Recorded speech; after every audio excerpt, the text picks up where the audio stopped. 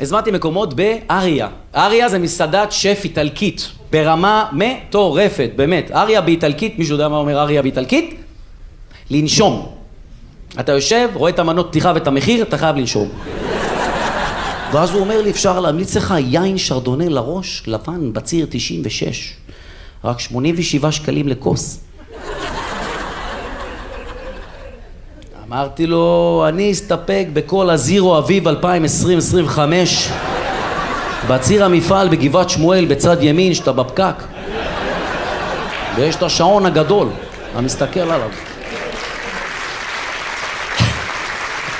עכשיו אתם לא תאמינו לי, נכון? אז הבאתי לכם תפריט אמיתי של המסעדה שהייתי שם לפני חצי שנה.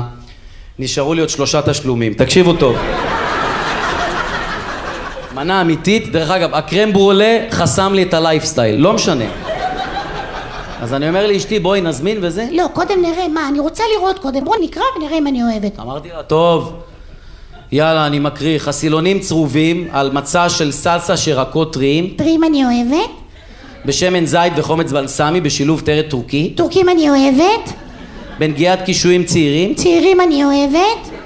במילוי כבד אבז ושורט ריב. לריב אני הכי אוהבת.